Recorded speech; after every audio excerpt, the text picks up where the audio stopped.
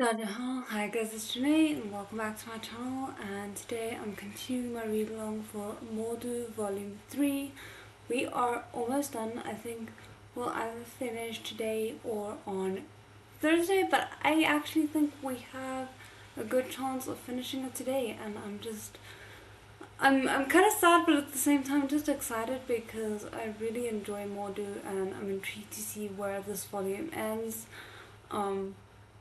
And also I wanted to mention, you'll see in the chat I shared a link to my main channel's community tab. I just posted a poll there. If you haven't voted yet, you're welcome to vote. Basically just for what novel we're going to be tackling next. So the options are Disabled Tyrants, Beloved Pet Fish, or Case File Compendium. I chose those two because those two are the two that I own at the moment that aren't potential spoilers for Urha, because I also own Remnants of Filth, but I'm scared that there's going to be spoilers for Urha, so I thought steering completely away from that might be best for now. But yeah, I'm looking into what's it, Ballad of Wine, Sword and Wine, I think. And I'm still like on the fence about Thousand Autumns because I do fear that it might be a bit too much for me to handle. But for now, those two are the two options that I have up for next. And yeah, I hope you guys will enjoy today nonetheless. I just quickly want to pop out the chat. Hi! Yeah, so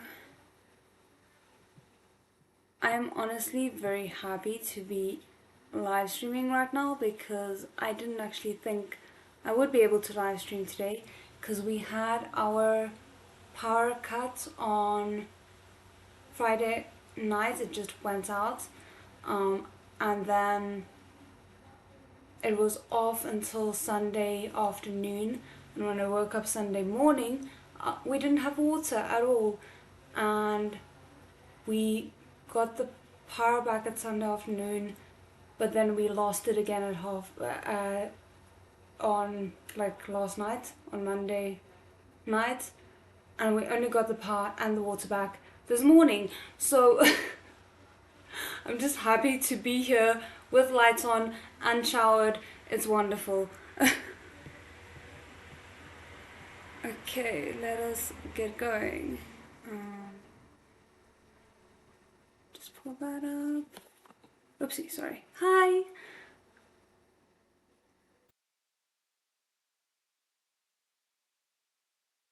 Okay, so there's a notification about rewards or something on there. I don't know how that works. So proceed with caution. I don't know.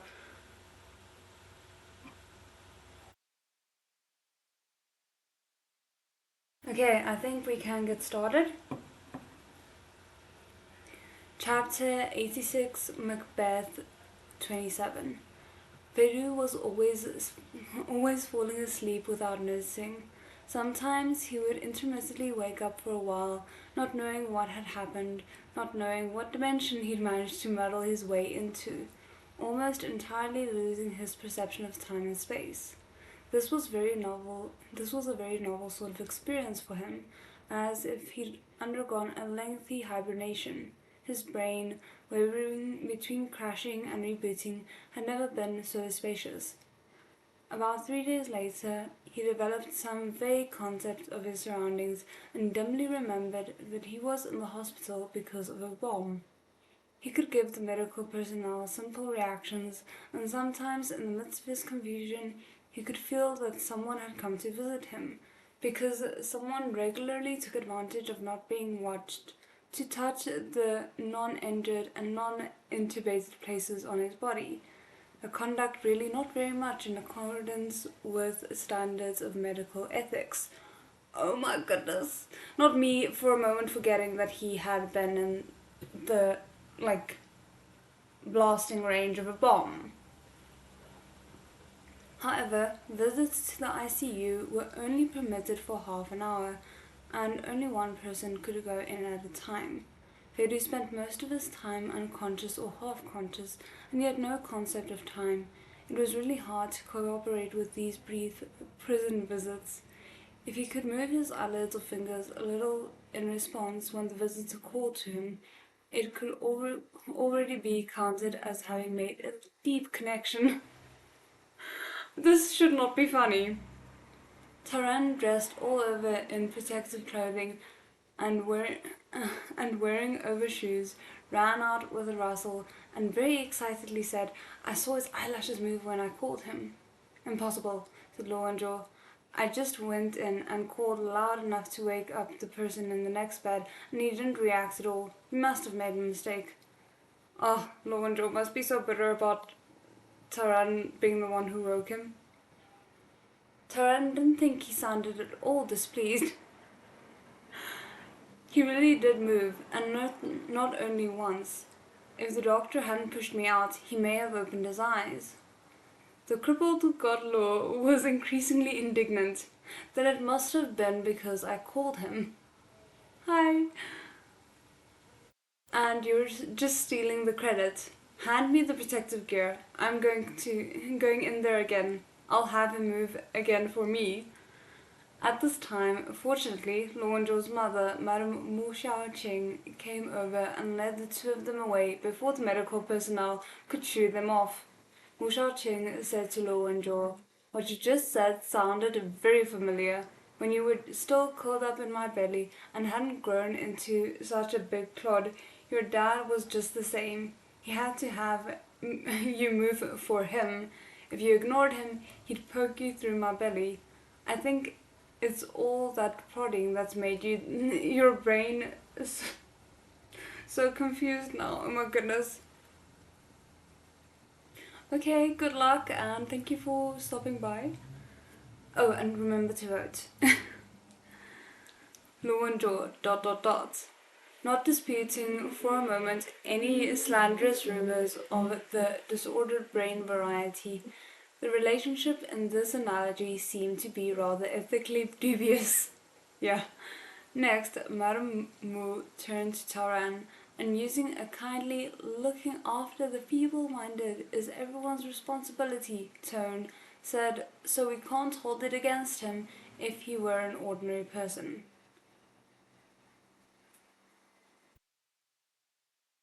Taran ... He only now faintly realized that Lowenjaw seemed to be somewhat jealous. Oh my goodness. Taran is indeed very, very, very straight, because I think most other people would have noticed by now. Oh no, that's unfortunate, but I hope you will enjoy the rewatch nonetheless.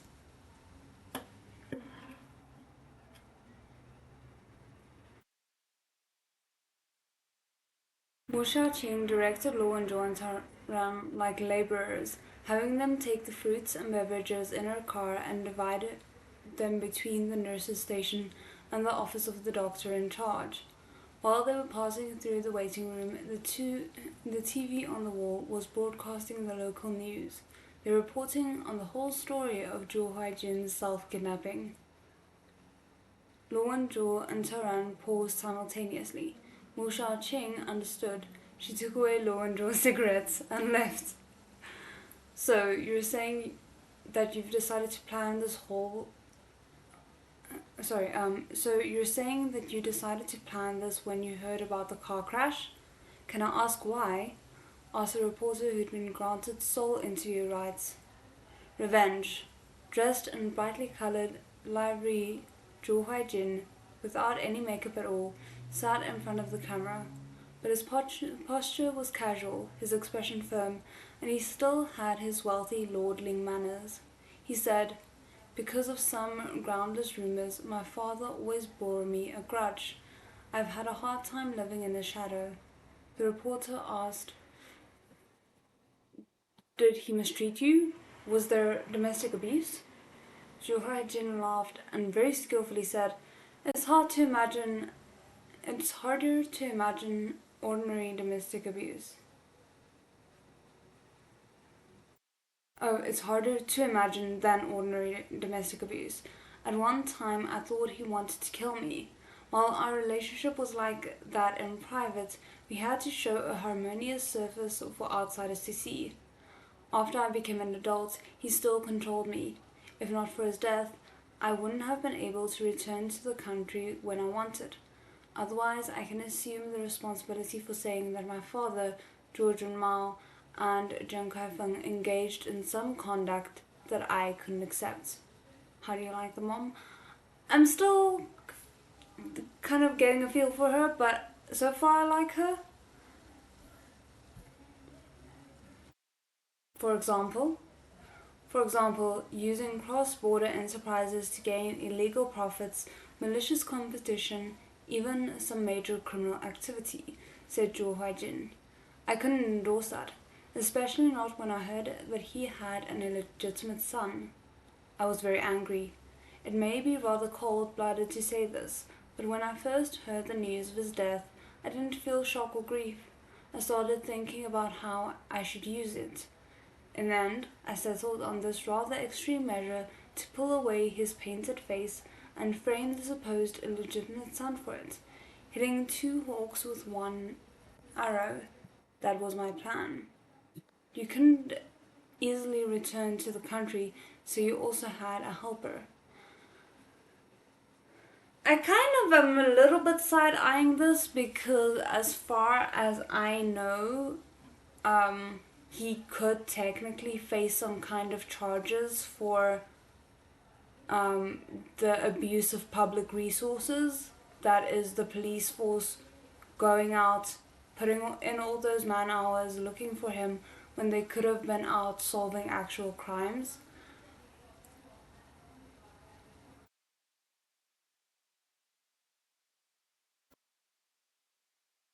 I did. Hu Jinye was my schoolmate and my old friend of many years. He hid the parts of my identity when he joined the Zhou clan. Only people very close to us knew about our relationship. Next, the screen changed, showing the evidence to the people gathered in front of the television. There was the secret email address Zhou Haijin and Hu Jinye had used to communicate in code, a confirmation for the money Zhou Haijin had paid to the kidnappers, his confession about faking the kidnapping, and so on. Ordinarily, with this type of sensational crime case, the reports wouldn't be broadcasted until at least a few months had passed, said Taran. But these are special circumstances. The media and Zhou Haijin prepared in a rush. It's hard for Zhou Haijin to say things tactfully without going into his family's rotten business of legitimate and illegitimate sons. I think he's performing so well because he really wants to get revenge for his little brother. He's parading himself in public without any scruples about his image, reducing reducing the resistance quite a lot for us. Oh, I've already set up the report in your place. From what Director Liu says, once this blows over, everything will be alright. But Luo and Zhou didn't look happy. He reached out a hand towards Taran.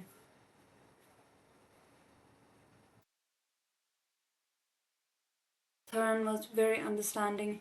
He looked all around and pulled out an illicit carton of cigarettes. Like university students skipping class, the 2 of them furtively slid out of the hospital's inpatient department, finding a secluded corner. Luo and Zhou threw his crutch aside. With his leg held up, he put a cigarette in his mouth. How's the internal investigation going? No developments, Taran sighed. We've examined each person from top to bottom, really like criminal suspects. Luckily, since even you've been suspended, everyone knows this thing is serious. They've been fairly cooperative, but we really haven't been able to find any problems with anyone. By process of elimination, the mole can only be me. When Zhou Huaijin was being interrogated, everyone who could see the security camera footage knew what he said. Luo and Zhou thought about it, and then said, "But you told me that before Yan Bo came downstairs, he received the photographs of the guys following him that night. That's rather strange." In order to standardize management, the City Bureau had replaced its mobile officing system aimed at filing personnel the year before. After a job file had been created, if you needed to go out into the field, you would log yourself under the relevant heading.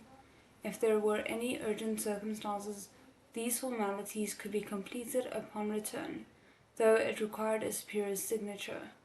Ordinarily, work like shadowing someone wasn't very urgent, so everyone logged themselves more diligently than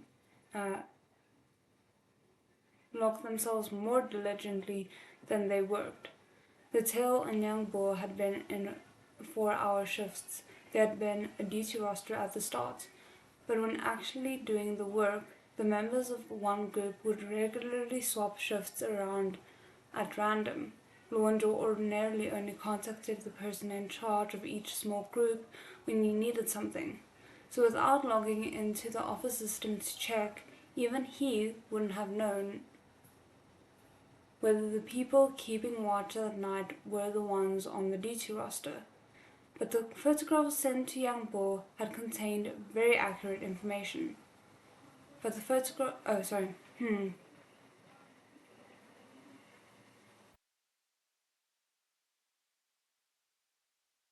I'm trying to piece it together, but I'm not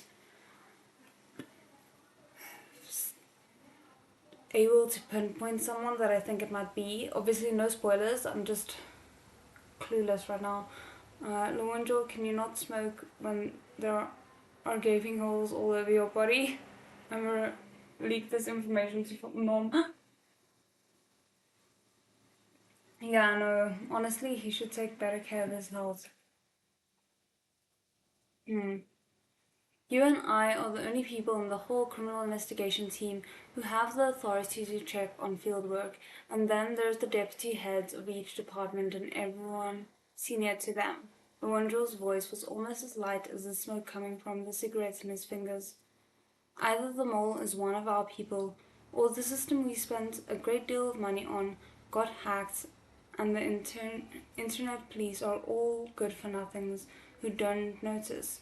Which answer do you prefer? Potentially the internet police? I don't know.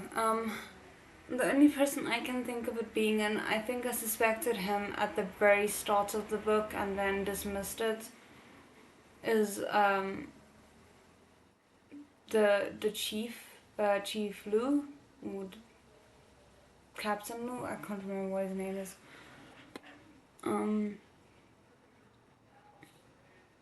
Taran felt that either of them sounded like a pain in the ass.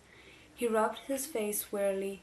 After a while, he forced himself to concentrate and said, "There are two rather good pieces of news. Do you want to hear?" Lawandor pointed to his ears. With Hujin's cooperation, the investigation into the Zhou clan is currently going much smoother. There may be conclusive evidence of them using those 3 public welfare funds for false accounting and cross-border money laundering.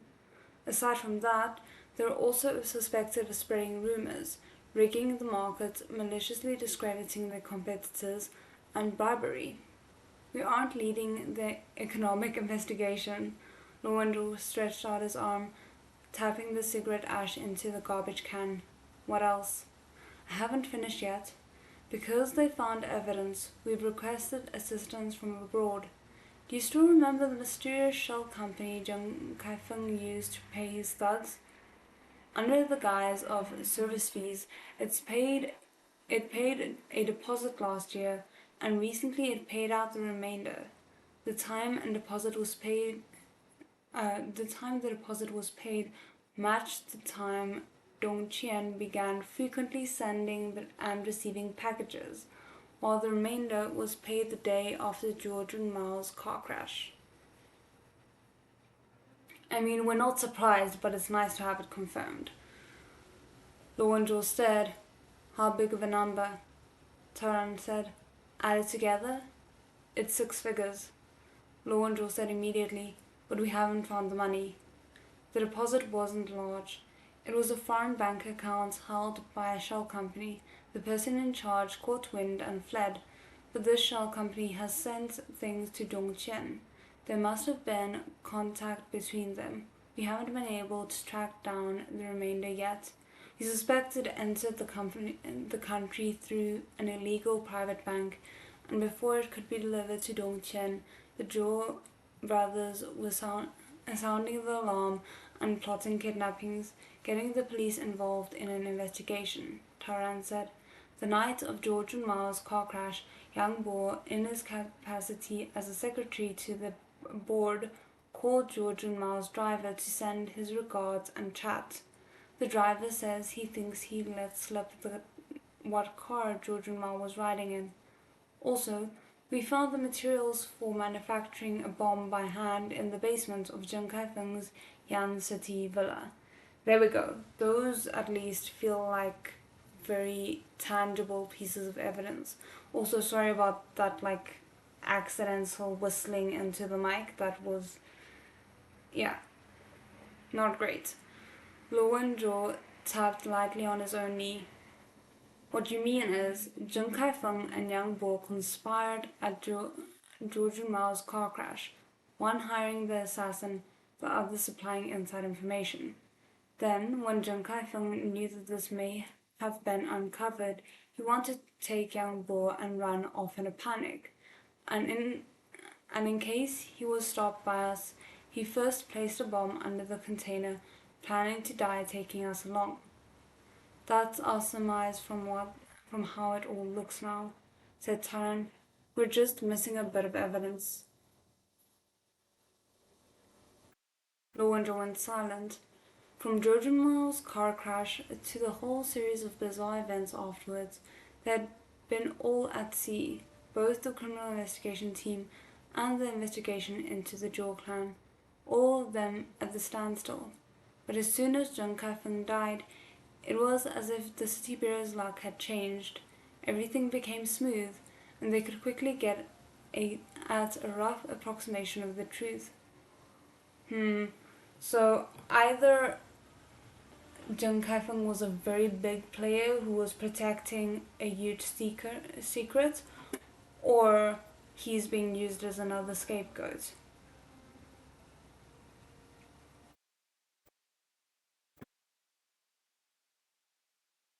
I have a feeling.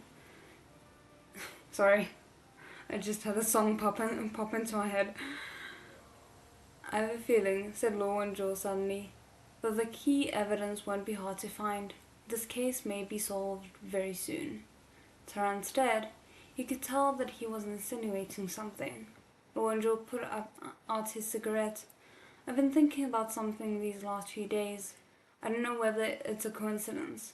Feidu's father is in a vegetable state because of a car crash. Oh crap. Oh crap.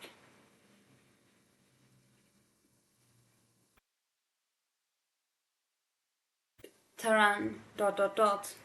He'd been prepared to listen attentively, thinking that Luo Wenzhou, suspended from duty and hospitalized, but still not forgetting to worry about work, might have some brilliant idea.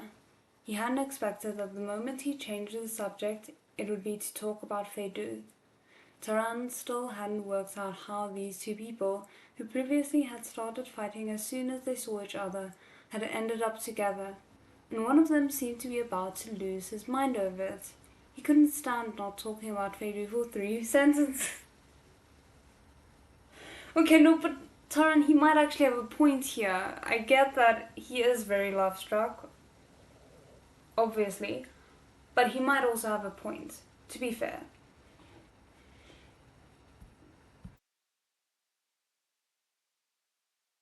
Hold out another couple of days. Taran patted his shoulder.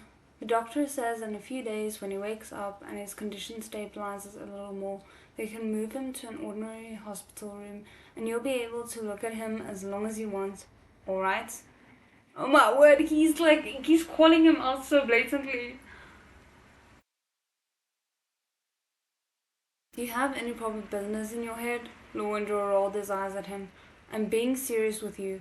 I've had nothing to do in the hospital the last few days, so I went to investigate that reading program you told me about. It used to be a broadcast on the radio. I had to slip out a good few times to find the announcer from back then, and he found me a list of what they broadcast. Taran subconsciously sat upright. Back then, we hadn't noticed the ID, the reciter, because the reciter didn't turn up around the period when Lao Yang died. You have to go a little while before that, so the time Fedu's father had his car crash. Then the book the reciter chose was Wuthering Heights. For a time, Taran couldn't speak. The mysterious audiobook programmer, a listener making meaningful requests, an old criminal policeman's questionable death, one paranoia-raising car crash after another. All of this sounded too mysterious, as if there was some mystical, invisible web beneath the peaceful and prosperous earth that you could only touch by penetrating to the deepest places. And because it was too bizarre, even if you saw it with your own eyes, you would still think it was your own mistake. If I weren't already overly suspicious because of this, Taran said after a good while, I might think you had brain damage from the concussion. I'd really love for Fedu to get up and jump around tomorrow. Okay, but to be fair, he has a point.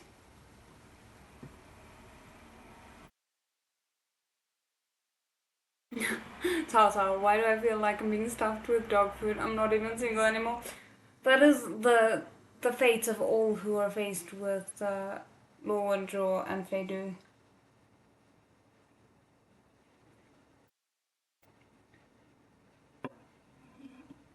Fedu. Only Fedu could know what had happened in that Wuthering Heights, if there really had been such a Wuthering Heights. But he hadn't said a word in all these years. There hasn't been a trace of any unusual behavior, said Taran. Listen, is that child deeper than the Mariana Trench, or are we insane?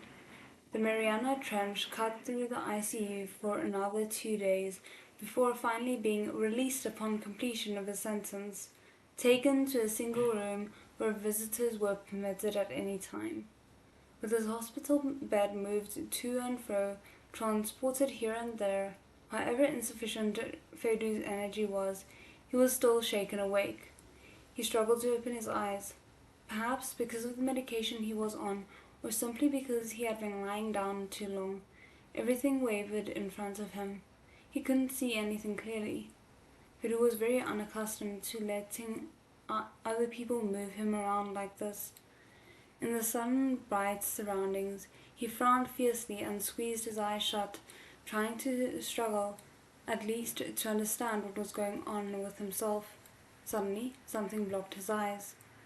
Then, warm lips lightly touched his forehead. A sense of familiarity about the sensation made Fedu calm down. I'm here, the person said into his ear. Everything's all right. Rest now. We'll talk when you wake up.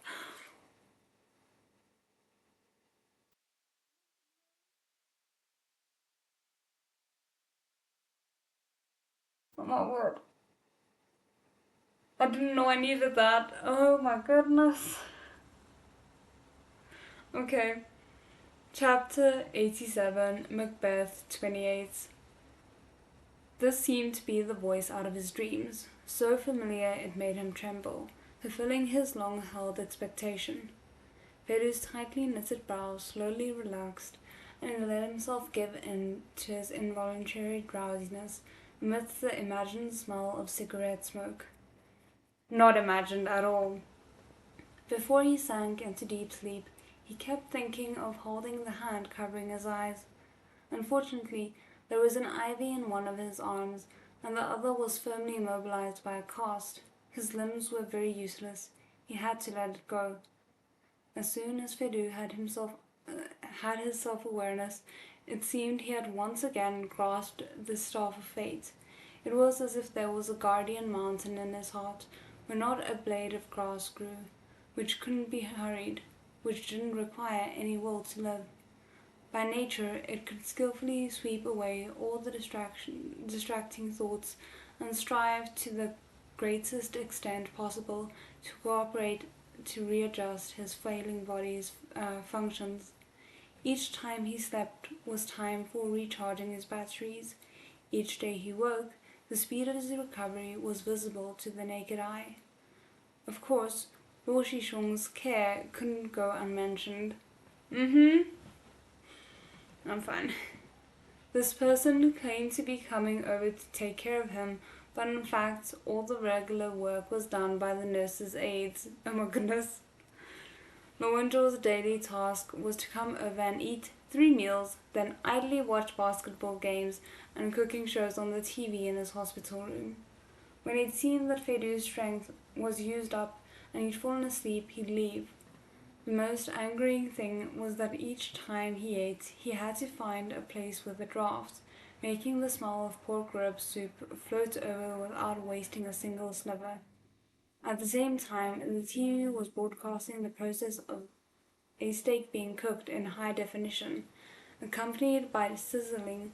It looked and sounded delicious. Surrounding Feidu, who was like a rigid corpse and could still neither speak nor move, ganging up to make him experience from the heart how it felt to have kindness equated with enmity. Oh my goodness. Oh my word.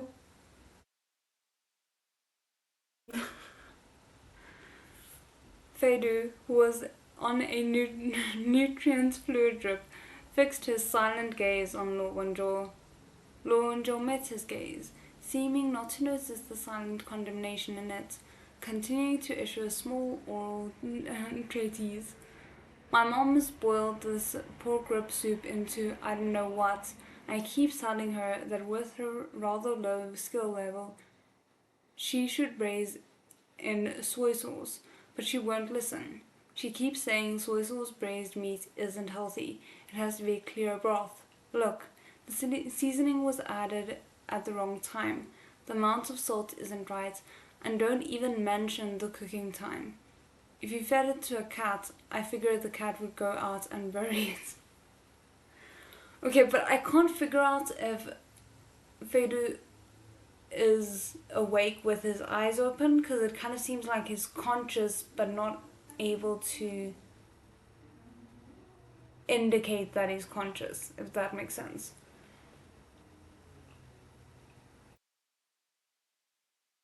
And yet he says before Feidu's eyes, so maybe his eyes are open but he can't speak yet? I'm so confused. Then, before Feidu's eyes, as he jabbered distastefully, he downed half the bowl in one go. Feidu, ... Wenzhou exchanged a long look with him, then seemed to suddenly understand something and leaned forward. What are you staring at me like that for? Do you want to eat? Feidu blinked his eyes at him lightly. Without any hesitation, Wenzhou put the last piece of pork rib in his mouth. Wait until you can call me Ge, and I'll give you the taste of something good. Well, that answers that question. Feidu, ... Sorry.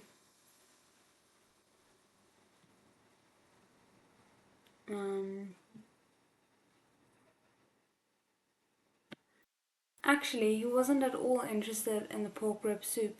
He only thought looking at Luo Wenzhou was very interesting. On his own, this gentleman could make as much noise as 100 people.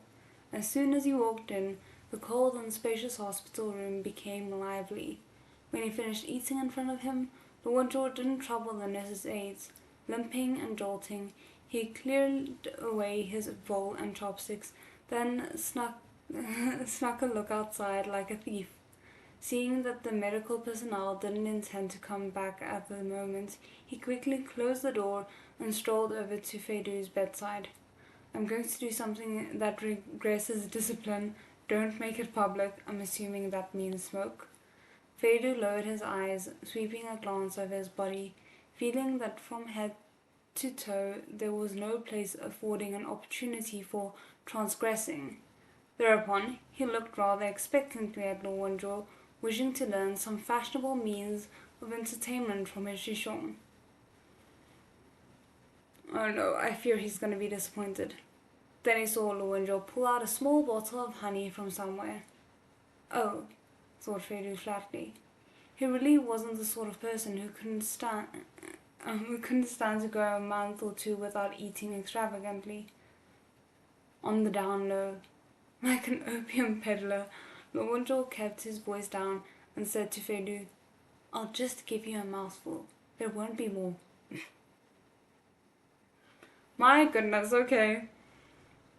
Saying so, he poured a few drops of honey into the bottle cap, mixed in a bit of water to dissolve it, then dipped a cotton swab into it, carefully dabbing it onto Feidu's bloodless lips. My goodness. While Feidu thought that the degree of transgression didn't accord with his expectations, he was very willing to give his face a gentle lick, thinking peach blossom honey. What was that accent? Oh my goodness, sorry. Peach blossom honey.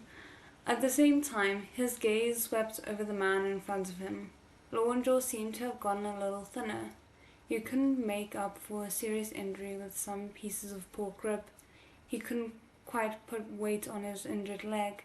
It hung weakly in the air, making it hard for him to maintain his balance. His rolled-up sleeves revealed nearly healed scrapes. There were only a few shallow traces remaining. Coming close, he could smell whiffs of washing detergent warmed by his body heat coming off of his cuffs and collar. That warm skin must feel very nice. The thought came to Feidu's mind out of nowhere. He narrowed his eyes slightly, noiselessly switching over into a beast in human clothing's point of view, thinking that Lu Wenzhou's currently somewhat haggard face looked very stirring. Though President Bei, his body crippled, but his will obscene, was only a living corpse who could blink his eyes, it didn't prevent him from sweeping his gaze over Lu Wenzhou a few times. From the neck down to the knees up, feeling that he was definitely more delicious than the much criticized soup. This man is very thirsty, but it is not for the soup.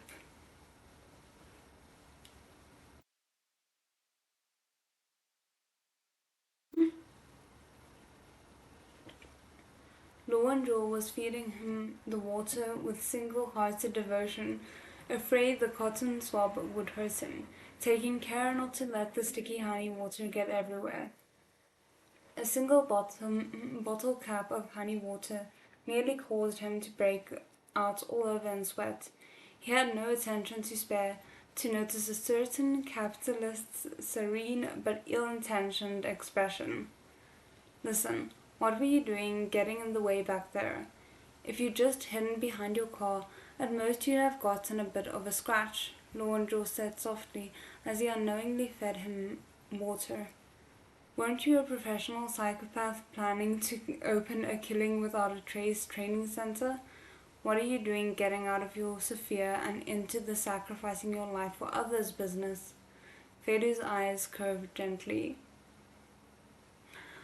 "Why is this so cute?"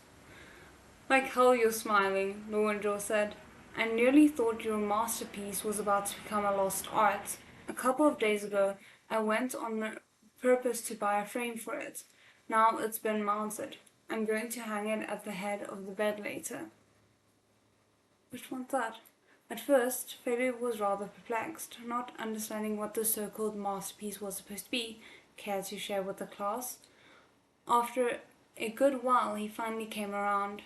At the meeting that day, he'd drawn two portraits. Oh, right. He'd drawn two portraits while taking notes. Both were of Lu Wenzhou. One had been properly dressed and posed, while the other one had been rather more relaxed. In it, he'd been dressed rather casually, wearing only a tie. "Casually, you say?" "Yes, I would have gone for sparsely, maybe, but casually, sure.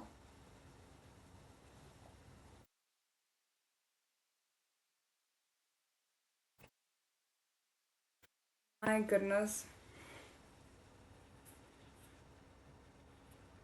The former had been smacked against the artist's chest by the great Captain Law. The latter had been torn out by him on the spot. Feidu involuntarily imagined that drawing hanging at the head of the bed, greatly admiring the thickness of Lo Wenzhou's face. He subconsciously pursed his lips, and the water droplets rolled down. Lo Wenzhou hastily reached out to wipe it away.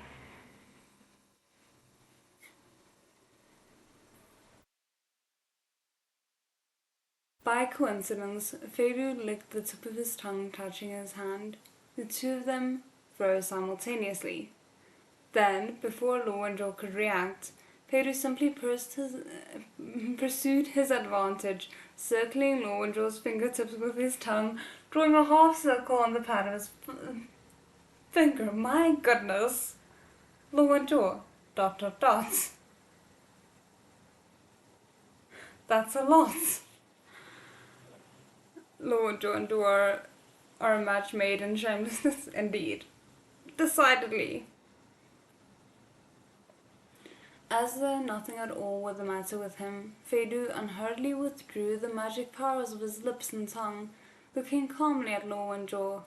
His eyes, larger because of his drastic weight loss over the last few days, curved in a half smile, their corners hooked. In those eyes was the President Fei-style gaze that had once given Lo Wenzhou such a headache.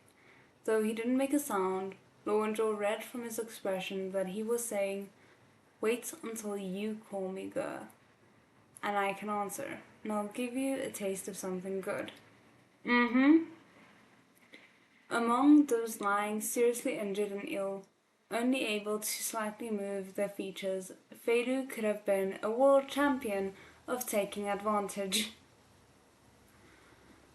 Lo Wenzhou had underestimated the enemy for a time. He felt the finger he'd licked was somewhat numb. He heated up his throat, rolling insistently. But then the phone in his pocket vibrated. "Just you wait." On the other end of the phone, Taran was bewildered. "Huh? Wait, for what? Is it inconvenient for you to pick up the phone right now?" "I wasn't talking to you." Lo Wenzhou irritably put the phone on speaker. He thought about it, was still unreconciled, and tapped Feidu on the forehead. "What progress have we made today?" Suspended and on sick leave, at his leisure in the hospital, he could still remotely control the criminal investigation team's operations. "We found a record of something Dong Qian received from abroad," said Taran. "It was just when Zheng Kaifeng sent his first deposit. The sender's address was the shell company's foreign illegal private bank's exchange point. The contents were listed as a contract. We found a duplicate of that contract. Dong Qian stored it at his fleet's warehouse, anonymously. None of his colleagues knew that the things in that box were his. We only found it after getting the agreement of the manager and the other employees who'd stored things there and carefully searched through everything. It's a foreign investment proxy contract, written in English. I figure Dong Qian didn't understand what it was, so he left it behind and didn't send it to Dong Xiaoqing with the rest."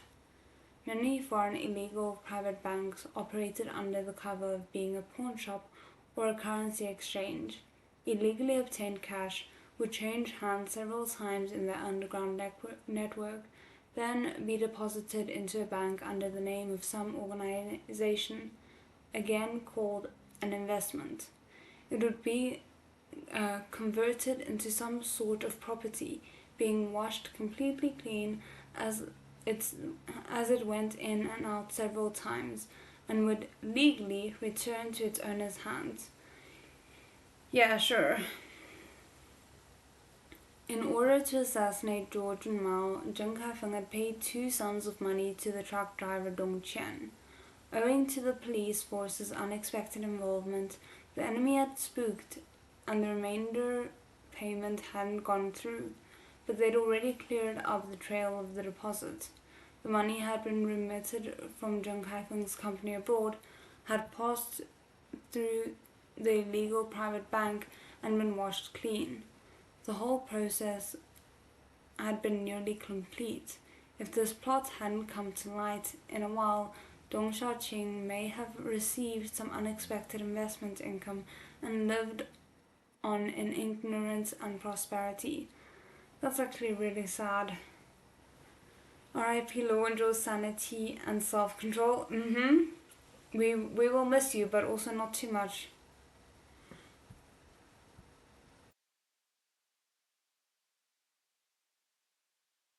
While Dong Qian's family hadn't been prosperous, neither had they been poor. Cautious and conscientious, common people who had never seen such a sum of money wouldn't necessarily be moved if they did see it, because they'd know it was dirty money, and they'd simply have no concept of what to do with such a sum. Unable to work up true covetous thoughts, so why had Dong Qian been willing to give up his life? Maybe for revenge? Luo Wenzhou said. What else was in the anonymous storage in the warehouse? A photograph of Dong Qian's late wife and a paper man, the kind you burn for the dead, kneeling with Georgian Mao's name written on the back of its head. Taran said. We went through all the shops in the area that do business in the funeral goods, and one of them recognized the paper man. It's been made to order a month before Georgian Mao's car crash. The owner found the bill too, and the signature and contact information really were Dong Qian's. Because the kneeling little man was very strange, the shop owner suspected he was doing some kind of evil witchcraft, so it made an especially deep impression on him. The physical description he gave matched too. That at least makes sense. I'll try to sum up the whole case. Dong Qian's wife died in a car crash 22 years ago. He's been raising his daughter all alone these years, never knowing the truth about his wife's death. Then, one day, suddenly, a mysterious express delivery person comes to his door when he hasn't bought anything and delivers a mysterious package to him. Inside, the truth about his wife's death is revealed. When the shock passed, Dong Qian began communicating with this mysterious person. He pretended to be shopping online, repeatedly purchasing things and returning them. In reality, through the delivery person, he was communicating with the mysterious individual behind him, who sent him evidence and proposed a collaboration with Dong Qian. Dong Qian wasn't concerned about how much money he would get. The circulation of this cross-border dirty money was too complicated for him. He must have had his heart entirely set on revenge. He didn't even feel like getting someone to translate that complicated capital contract. During this whole process, Zheng Kaifeng didn't show his face, and he fully concealed his own role in the old case. He must have even used Zhou Huaijin's name to put a hit out on Georgian Mao. That's why after she found out part of the truth, Dong Xiaoqing ran the risk of going to stab Zhou Huaijin. Luo Wenzhou said, Then how do you explain that package sent from Dong Qian to himself before his death? I surmise it must have been sent by Dong Qian, Taran said. While Dong Qian's goal was revenge, there was still a large sum of money involved that would later come to his daughter's bank account. If Dong Xiaoqing didn't know anything, she might have been scared out of her wits by so much money. Only he didn't expect Dong Xiaoqing's temperament to be so fierce. Could you imagine the guilt the dad would probably feel at realizing that he drove his daughter to her death? It was indirect, but it still was indirectly his doing. Lorenzo was still frowning. So, according to your reasoning, who was responsible for running over Dong Xiaoqing?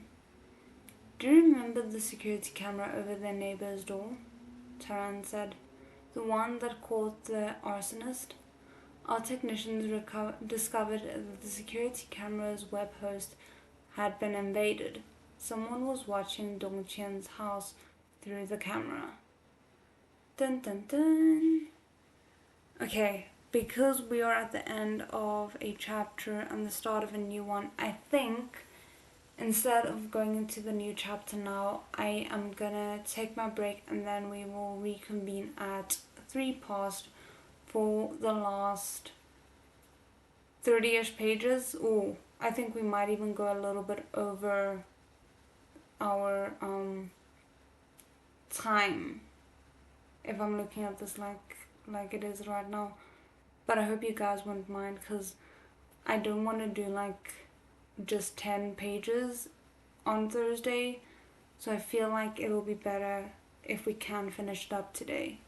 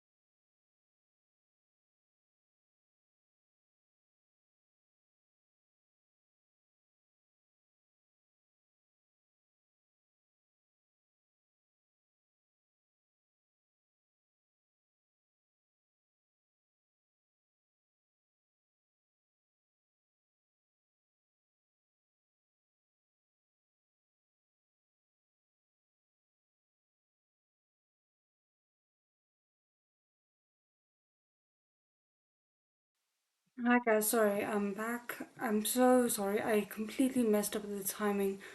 Um, we are back. Let me just pull up the chat and then we will jump straight back into it. Um, okay.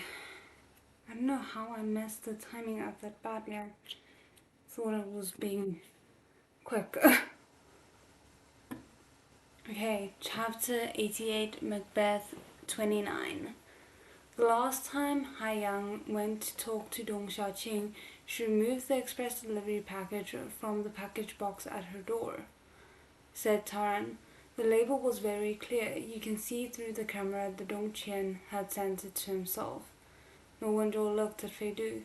If Fei Du's expression had been somewhat indolent before, now he was thoroughly awake, his gaze sharpening as it fixed on the phone set to speaker.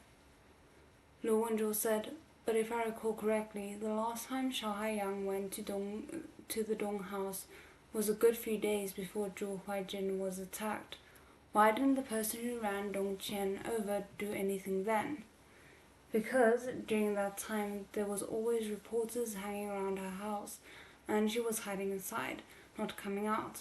It would have been too risky to break in to kill her, and furthermore, no one could be sure that Dong Qian had actually sent what Dong Qian had actually sent home. If Dong Qian had just sent some irrelevant stuff, they'd only be putting us on alert if they acted rashly. That's very true. I do wonder why Fei Du has been forced to remain silent. Like, did he injure his throat, or is it because of the breathing tubes? Like, what's going on? Because during that time there was always. Oh, sorry, I already read that. Luandro thought of something and duly gave an affirmative. Go on. 3 days later, Dong Xiaoqing went out. First, she stopped in at a flower shop to buy fresh flowers. Then she got on a bus and went to Hung Ai Hospital. No one knew there was a knife hidden in her bag. At the time, the girl just seemed like a harmless and innocent relative of the responsible driver, who'd felt guilty and gone to pay a visit to the victim's relatives. I think the person following her also hadn't thought that she had it in her to stab someone in public. Having heard this much, Luanzhou was silent for a while. Then he said, after Dong Xiaoqing received the package Dong Qian sent home, she spent 3 days by herself, and in the end still chose to take revenge. A person could do anything on impulse, but an impulse could only last so long. The greatest misfortune couldn't keep a person impulsive for 3 days. During those 3 days, what had Dong Xiaoqing done while she'd been on her own? Perhaps she had been deliberating some way to judge the authenticity of the information in the package, or perhaps she'd been plotting how to retaliate against the Zhou family. She'd had Xiao Huaiyang's contact information, and she could also have called 110 at any time. Had she hesitated?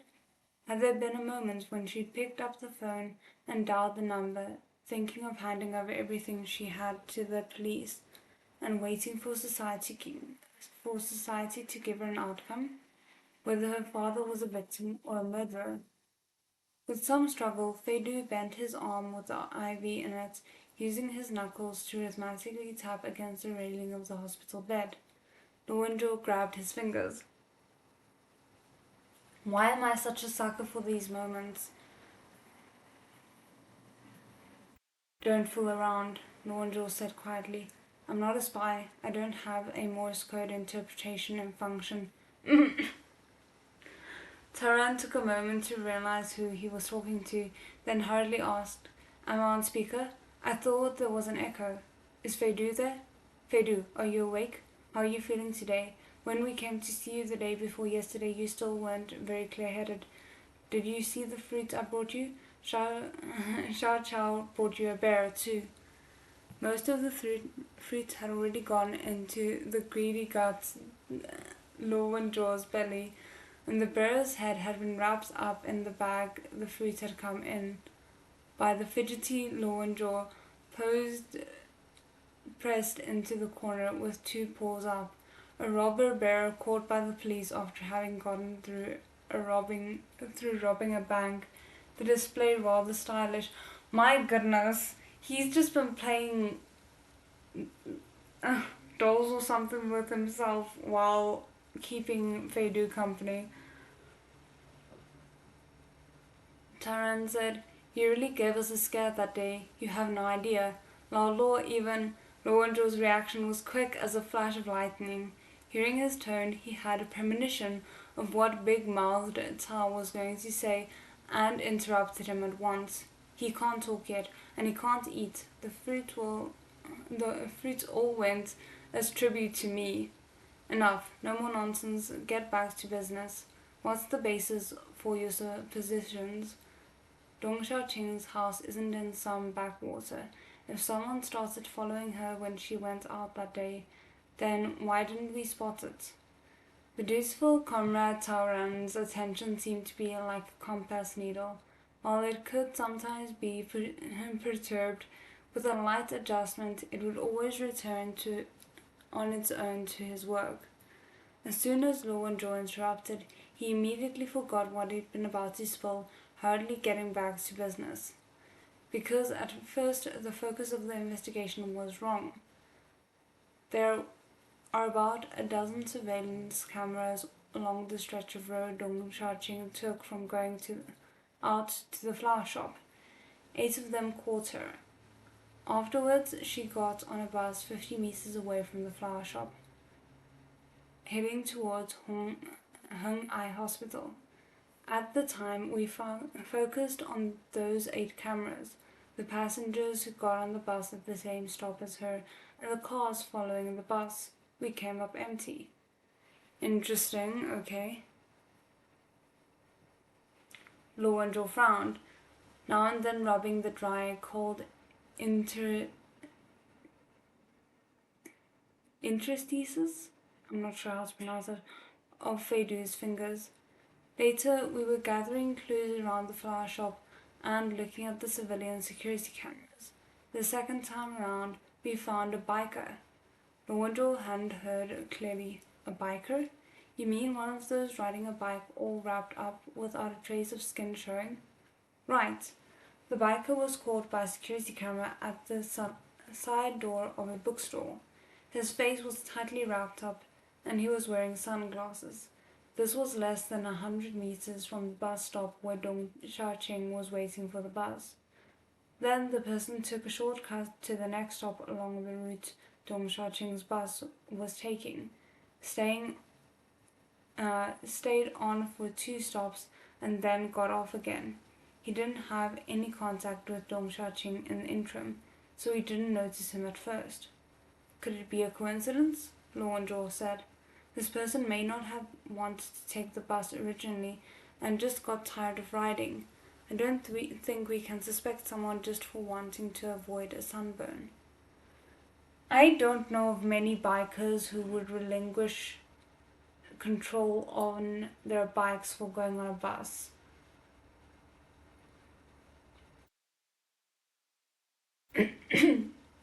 Oh no.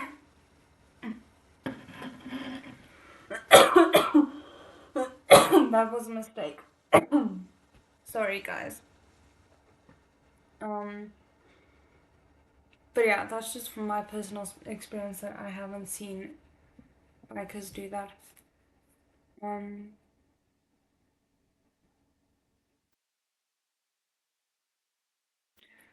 It's not a coincidence, Taran said very definitively.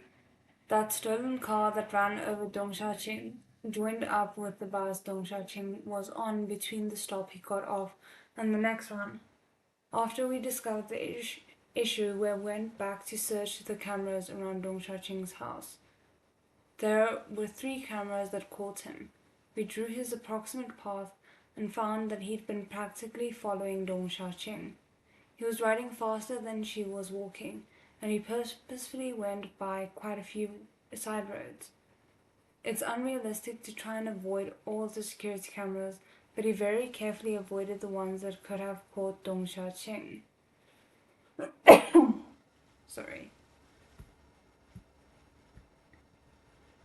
The follower hadn't appeared on the same cameras as Dong Xiaoqing and had avoided getting on or off the bus at the same stops as her, keeping the danger of being noticed by the police to a minimum. And even if his luck had been bad and the police had noticed him, the biker's impenetrable get-up would make him difficult to recognize. The person was a professional, cautious, well-trained in anti-reconnaissance measures. The biker was responsible for following her the first half of the way, and the killer was in the stolen car for the back half. If Dong Xiaoqing had calmly gone and delivered the flowers and left, the stolen car would have been abandoned before the owner could report it. They didn't expect that she would try and stab Zhou Huaijin. If Zheng Kaifeng had purposefully adopted Zhou Huaijin's identity in his dealings with Dong Qian, then as soon as he found out that Dong Xiaoqing had attacked Zhou Huaijin, he would have understood that Dong Xiaoqing definitely knew something, and there must have been problems with the package Dong Qian had sent her, and thereupon determined to silence her. Key evidence, Luan sighed. Taran, it's not enough to put together a sequence. We need key evidence. That's hard. Taran sounded rather weary. Zheng Kaifeng's been burned to a paste. Oh my word. All the indications we have now can only prove that Zheng Kaifeng, Yang Bo, and those others had some connection to this series of cases. The Zhou clan's headquarters are abroad. It's not our territory. We can't investigate just like that. If we hadn't caught Zheng Kaifeng's thugs, and if the people at the illegal private bank Zheng Kaifeng used to move the money hadn't fled, we may not even have found out about the transaction between Dong Qian and Zheng Kaifeng. Got it, said Luan Zhou. I appreciate all your hard work these last few days. Just then, Feidu struggled lightly, pulling his hand out of Luan Zhou's, rather awkwardly writing on his palm. In a while, before he had finished writing the second half of the last character, Luan Zhou understood what he meant and gripped his fingers again. He said a few words to Taran before hanging up, then gently tapped Feidu's thigh. The fact that he so quickly understood what Feidu was trying to say, I don't even know what it is yet, but it just is getting to me.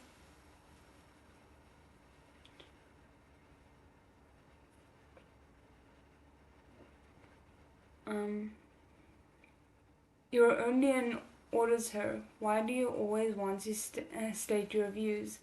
If you dare to knock that ivy out, I'll hit you. With the only part of him he could use to express opinion held by Luan Zhou, Feidu could only look at him helplessly. In a while, said Luan Zhou, I know. Although Zheng Kaifeng is dead, in a case spanning so many years, involving so many resentments and animosity, it wouldn't seem very natural if the evidence turned up too close together, right? Feidu blinked at him. The comprehension of each other's minds here is just getting to me. I have a feeling, Luan Zhou said suddenly, that you have a deeper understanding of the case than we do. Feidu quietly returned his gaze. Luan Zhou squeezed his fingers. Last time you made me exchange personal business for information. What are you going to make me exchange next time? Feidu pressed on his palm. Luan Zhou let go slightly, letting him write. Perhaps on purpose, each stroke Feidu wrote was drawn out very long. His well-cared-for nails were rounded and neat, sweeping over the lines of Luan Zhou's palm. Why am I apprehensive about learning what Feidu just wrote there? Put, Luan Zhou read out the first character he wrote. What should I put where for you? Feidu wrote another character on his palm. Luan Zhou stared at his palm for a good while, as if he couldn't read, his eyebrows very expressively rising and falling for a moment. Then he snorted a laugh and shook his head. poking Fedu's face. Dream on, darling. Now I really want to know what he wrote. Fedu looked at him with a smile that wasn't quite a smile. Lowenjol put his hands on the sides of his pillows, bent down, and looked at him. Then, very carefully, avoiding his injured shoulder, lowered his head and gently touched his lips. It really is time for you to be dreaming. Go to sleep. I'll come have dinner with you when you wake up. Guys!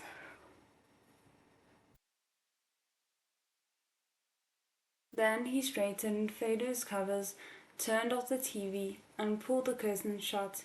He walked out, said a few words to the nurse's aide waiting at the door, and slowly left, leaning on his crutch. In consideration of Fedu's mental state, the times Lowenjol came to harass him every day was fixed to help him establish a clear regimen and save him from being unable to distinguish the passage of time. After a few days of this, Fedu nearly had a conditional response to him. As soon as he saw Lowenjol shut the curtains and leave, he'd automatically feel a heavy sleepiness. But perhaps because he'd gotten worked up over Taran's phone call, Fedu suddenly couldn't sleep. Oh goodness. Zhou Kaifeng's cold gaze, Yang Bu's panic-stricken face, Zhou Huaijin's reddened eyes, Zhou Huaijin covered in blood. All of them spun around before his eyes. He watched attentively as Lowenjol's back disappeared at a corner. The nurse's aide came in to adjust his IV drip. Fedu let out a breath, feeling rather cold. Another half-month later, Lowenjol resumed his post and went to the city bureau to report. The day after he once again took control of the Zhou family case, someone called the police hotline to report a crime. Dun dun dun. The fact that we are so close to the end of volume 3 and someone is reporting a new crime is kind of concerning.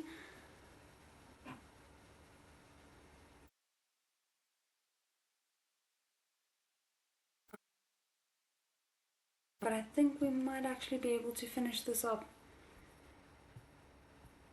within the designated time. Chapter 89, Macbeth 30.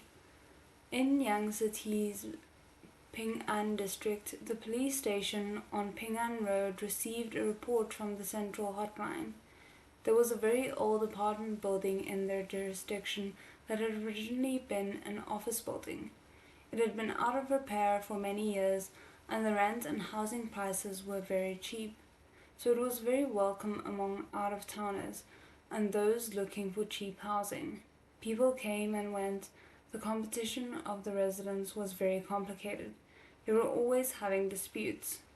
One household had smelled an indescribable stench for several days in a row. There was a pregnant woman in the household who couldn't stand the stink.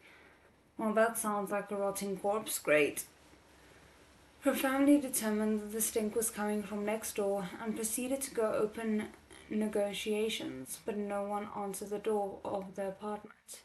The pregnant woman's family then went to the building's hardly better than non-existent property management. The property management did a research and discovered that that apartment had been rented out and the tenant hadn't left any contact information. The owner's number had been disconnected long ago.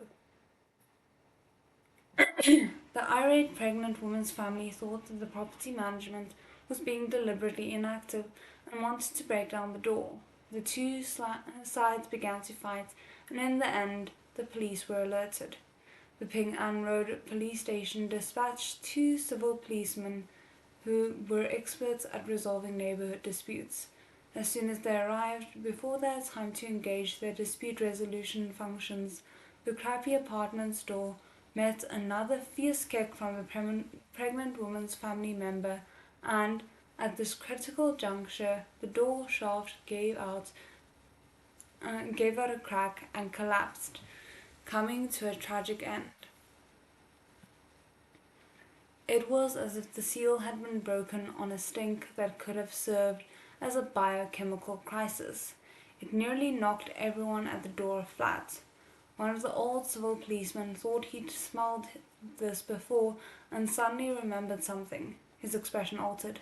He ordered everyone to go in. He got out shoe coverings and a truncheon, then carefully searched through the apartment, finally pulling open the door of the fridge. Do I even want to know? 3 hours later, the city bureau's police cars was occupying the lots in front of the apartment building. While Law and Zhou was still lame, he had already become accustomed to peacefully coexisting with his third leg.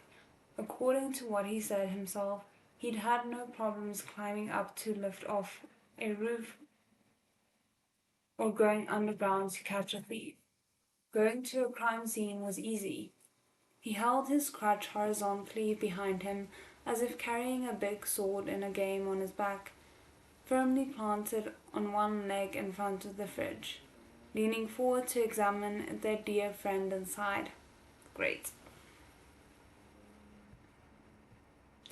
There was a man's corpse in the fridge.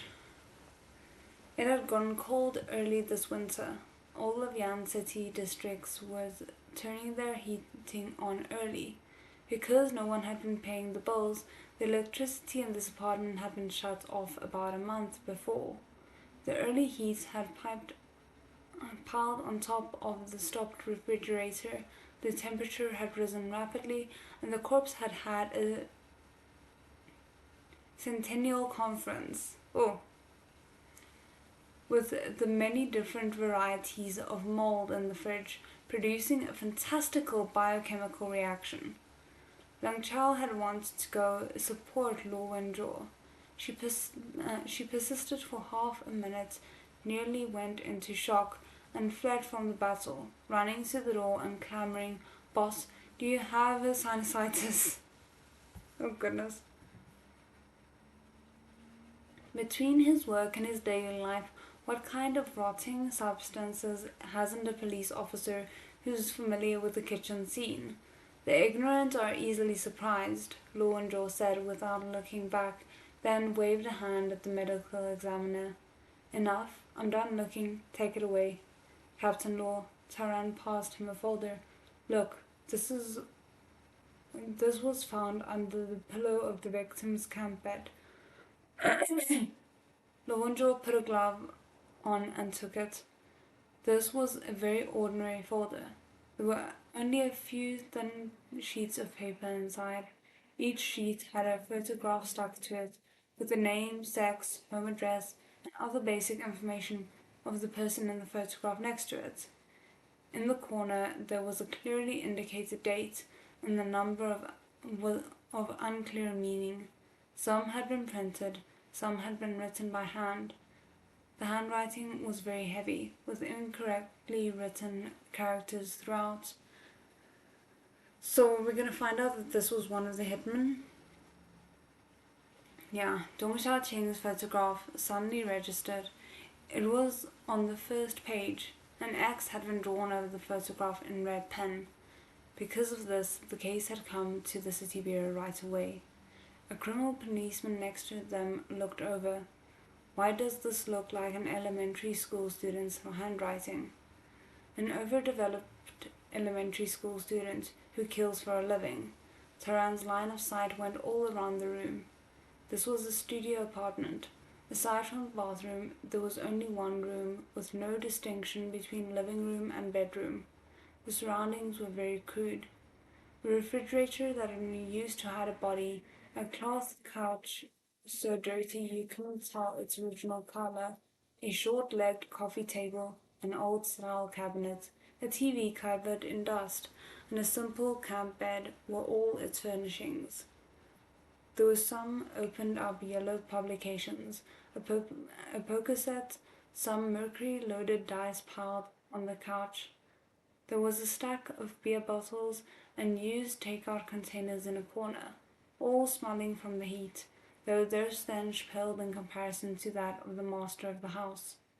In a suitcase at the bottom of the cabinet, aside from a clean change of clothes, There were also quite a few tools of committing crimes: rubber gloves, a head covering, rain boots, turpentine, illegal cutting tools, and an iron hammerhead,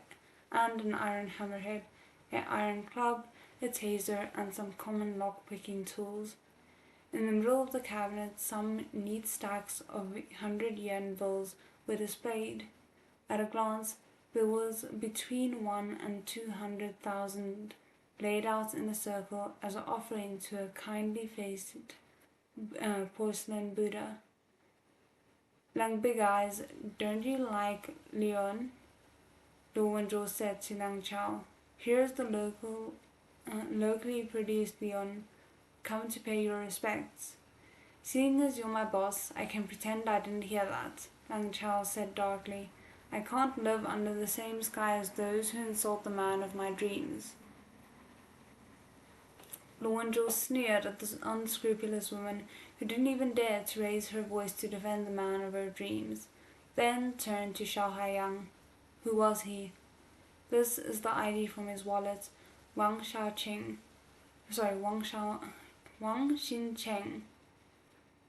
Male 39, but I just looked it up. The ID card is fake. The picture doesn't match the identity information. Zhou Huaijin gave the realistic fake ID to Lu Wenzhou. The man in the photograph had a crew cut and unprepossessing features. His eyes stared directly ahead of him. Perhaps it was a psychological effect, but he seemed unusually fierce and malicious. Those who need fake IDs generally all have records. It's likely he is an escaped criminal. That's a fair point, said Lu Wenzhou. Go to the database and compare. Zhou Huaijin hastily gave an affirmative. Captain Law, there's 120,000 yen altogether in the cabinet. Taran had very quickly counted up the cash being offered to the Buddha. That's the number written next to the date on the page with Dong Xiaoqing's materials. It must have been the money that bought her life. The date on the last takeout receipt is the date before Dong Xiaoqing's death. If this is the killer who ran over Dong Xiaoqing, it's likely he died right after getting the money. These sorts of criminals all live in the moment. Even though he was offering it to Buddha, it must only have been for one night. He'd just silenced her, then he was silenced himself. Lu Wenzhou sighed. A month has gone by. If only the Ping An district saved security camera footage hadn't been deleted yet. Go investigate. If there's nothing, then try to collect something from the civilian security cameras in the area. There'll be clues. Oh goodness, this feels like it's not going to end anytime soon.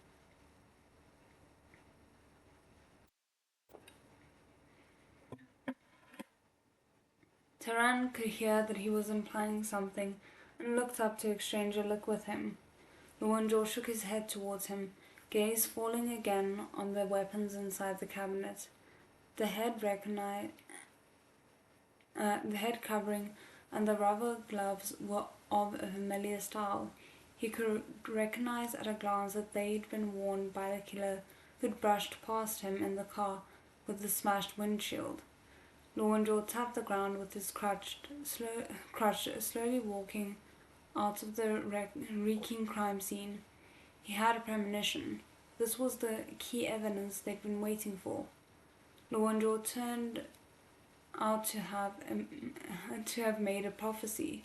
A few days later, using the photograph and DNA, Zhou Huaijin found the true identity of Wang Xincheng in the database of wanted criminals. This person's original name was Wang Li. He'd been a long-haul truck driver who'd fallen behind on a debt because of a gambling addiction. Then, out of desperation, had stabbed his creditor and his old family. Damn!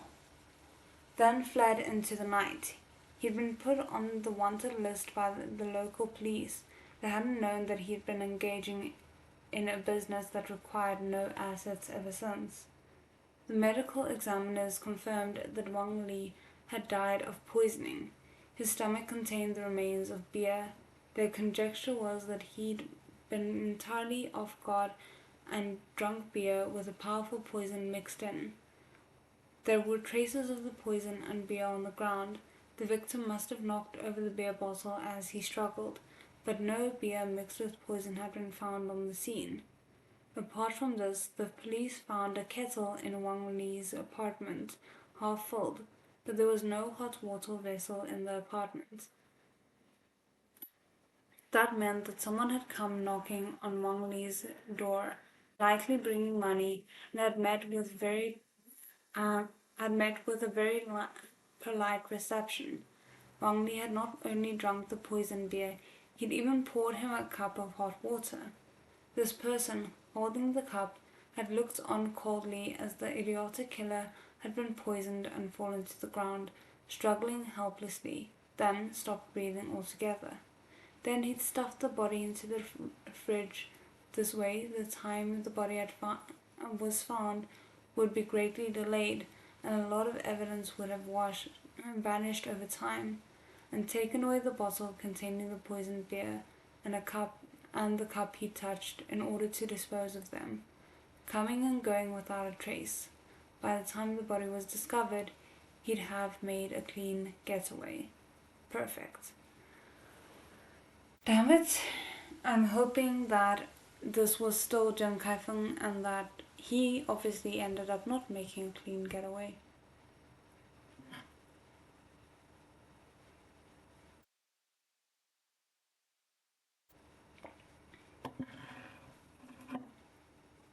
If not for the fact that the idiot Wang Li had left a manifest under his pillow, and if that unfortunate porcelain cup hadn't had a lid.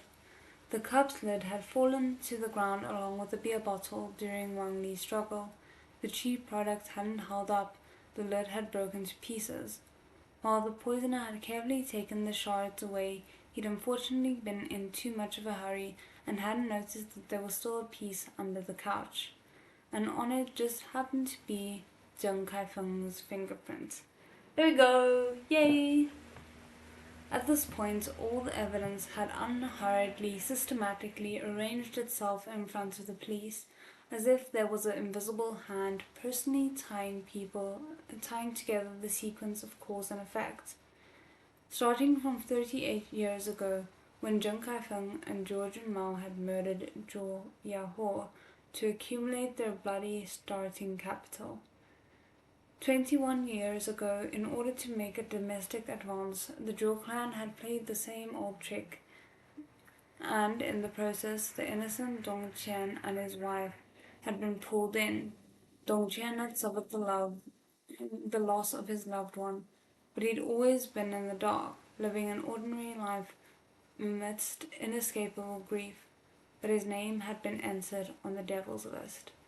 Then Zheng Kaifeng and Zhou Junmao had finally passed through the golden stage of partnership with mutual interests, pulling together and entering the stage of sharing the same bed with different dreams.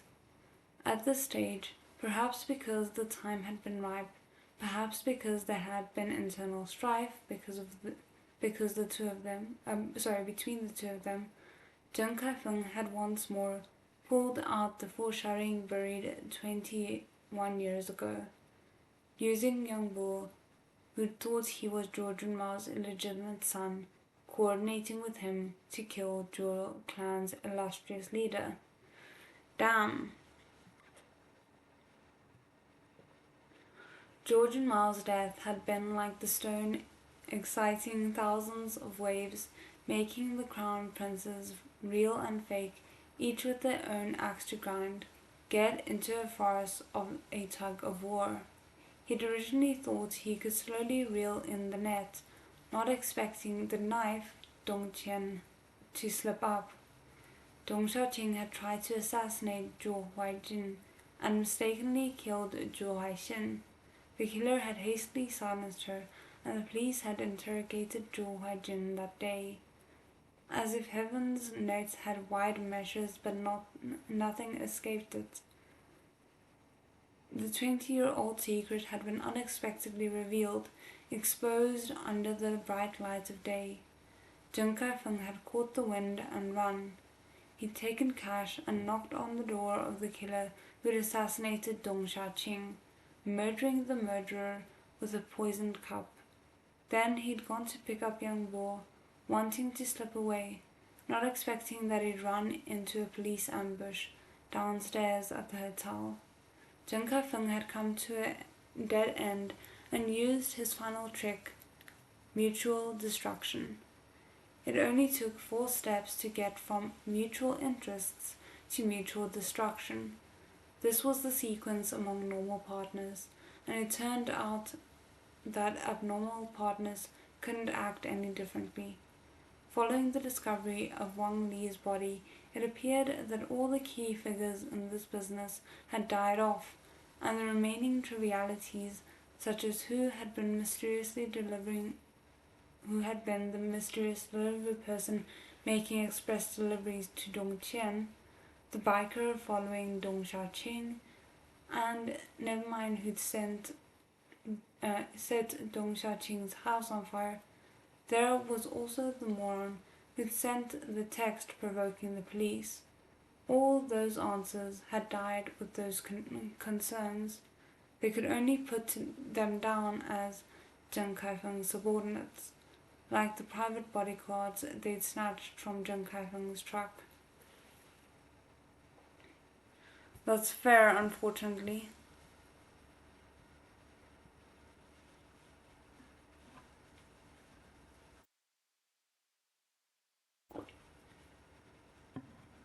A rest had been drawn over these 6 heavy lives. These 6 lives, these 6 icebergs, had simultaneously struck the Zhou clan, that multinational Titanic. Murder, money laundering, international crime. The legend of an era was facing the setting sun, dismally sinking into the era's boundless sea. Fedu took his phone off speaker and said to Taran, who had been telling him the progress of the case over the phone, "Thank you, Ge, I understand." Over the course of a month, Fedu had gone from being entirely unable to move to being unable to move half of his body, while walking upright was still rather a problem. At least he could sit up and say a few sentences.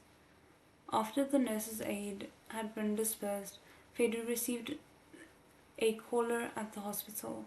Zhou Huaijin seemed to be in an even sorrier state than Fedu, who'd nearly been blown to smithereens. He sat next to him rather stiffly, having finished listening to the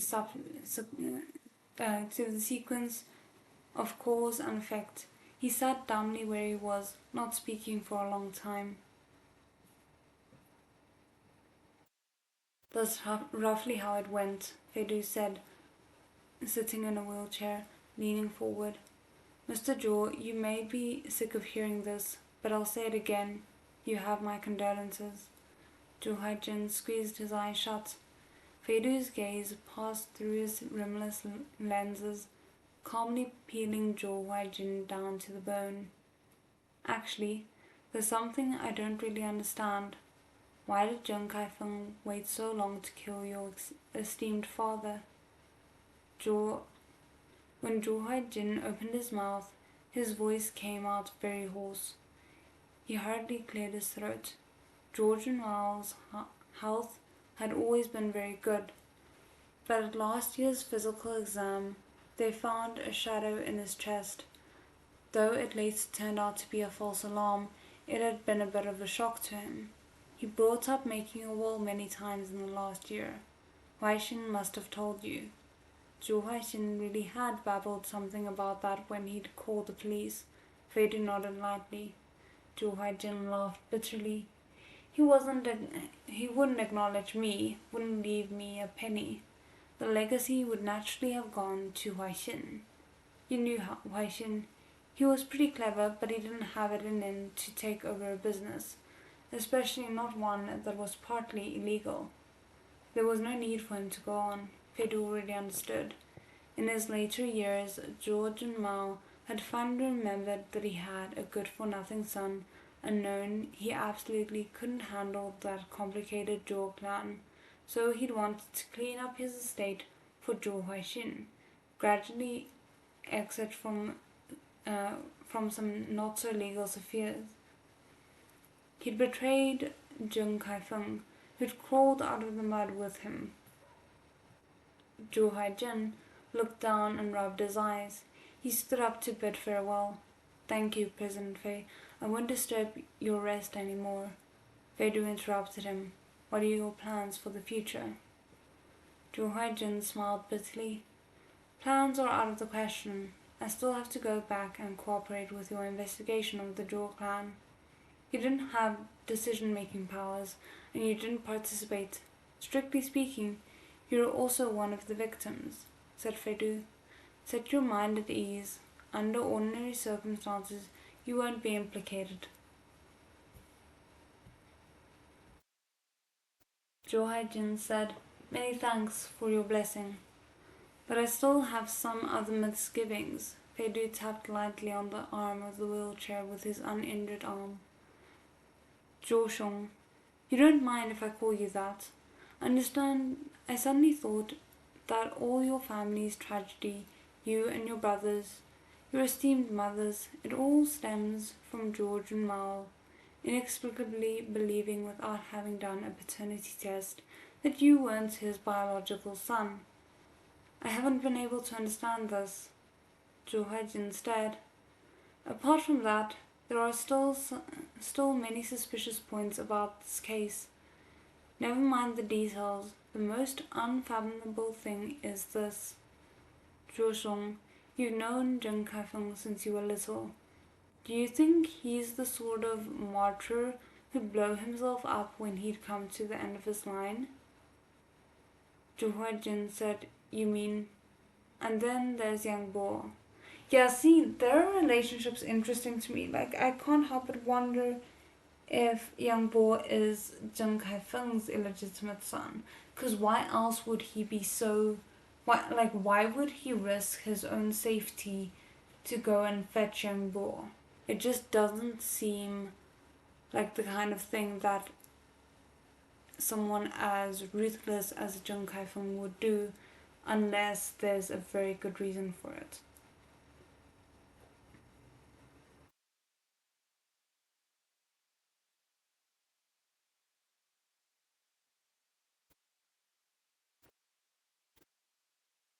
"And then there's Yang Bo," said Fei Du.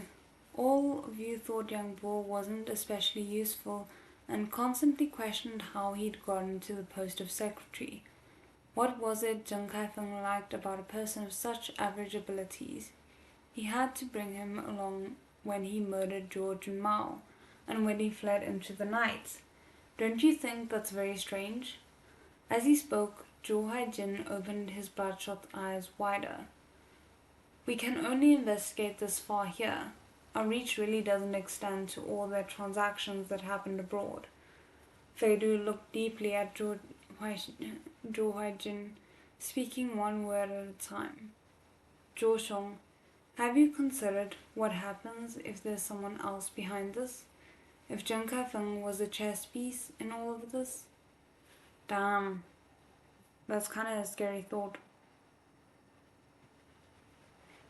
Zhou Huaijin was looking at him in shock. "You have my contact information. Also, I thought all along that what your esteemed mother kept locked up in the safety deposit box couldn't have been a package of heart medication to terrorize George and Mao with. What do you think?"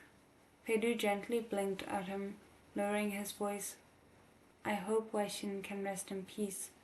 I liked his paintings. Go on, I'll see you out." Zhou Huaijin, his soul elsewhere, left the hospital, having no attention to spare to tell the half-incapacitated patient not to see him out. Fei Du watched him get into the car, his lips finally displaying a somewhat cold smile. He slowly turned the motor-powered wheelchair, slowly and thoughtfully gliding back to the hospital room, and saw a lady at the door. "I hope that is Luo Wenzhou's mother and no one else." She was evidently of advanced years, but that didn't at all stop her from being pleasing to the eye. She was dressed in dark grey raffia tweed suit. Fedu couldn't help looking in admiration at the small silk kerchief around her neck. Her figure could still be called fair and graceful. The woman held a box of food and flowers for visiting a patient, and she was looking in Fedu's hospital room. Fedu suspected she had gone to the wrong room, and thereupon slowly glided over in his motor-powered wheelchair and greeted her. "Hello." The woman turned her head when she heard him and looked him over, her eyes widening slightly. Youthful beauties were common, but middle-aged beauties were rare. How middle-aged are we talking here? Because I've seen many. Fedu involuntarily opened the Playboy barrage. Oh no! No, please tell. Now I don't want it to be Law and Joe's mother, because this is going to be embarrassing. You can't flirt with Law and Joe's mother.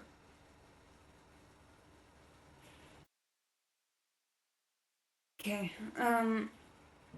gently pushing at his glasses, he urbanely said, "Young lady, have you lost your way visiting a patient?" Seeming stunned to be called a young lady, she didn't make a sound. "With you standing there, I feel my hospital room is about to light up." Fedu pushed the wheelchair into the room and handed her a flower someone had given him. "I'm rather familiar with the patients in the inpatient department here. Where are you going? Can I see you there?" My word. No, that can't be the end of it. No. Are you kidding me? That's the end of... Why would you end it there? Terrible place to end a chapter. Now I want to read the next volume. And I can't, because that's not how this works. Okay, that was abrupt. I wasn't expecting it to end there. I thought we had 2 more pages left. Damn my false sense of security. But yeah, I hope you guys enjoyed it. That was pretty insane. I'm thinking I might skip over the read along for Thursday, because one way or another I should be finding out what's happening to my main channel on Friday, and I just kind of want to make some final preparations in case it doesn't go in my favor, which is a terrifying thought, but it is what it is. But yeah, I figured that it'd work well for us getting back or starting a new novel then at the start of August. And I am going to be ordering Urha volume 6. Are we on volume 6 already? Once it comes out, and then we will start with it once we finish with whichever one wins, which currently it does look like it's going to be the disabled tyrant and his beloved pet fish. So if you do want to vote on it and you haven't yet, you can check the top of the chat here. But yeah, again, I hope you guys enjoyed it. Thank you guys so much for accompanying me on the journey of volume 3. It was absolutely glorious, and I love that we're finally getting to see them being in some form of a relationship, a situationship, if you will. So yeah, I will see you guys again on next Tuesday. 再见。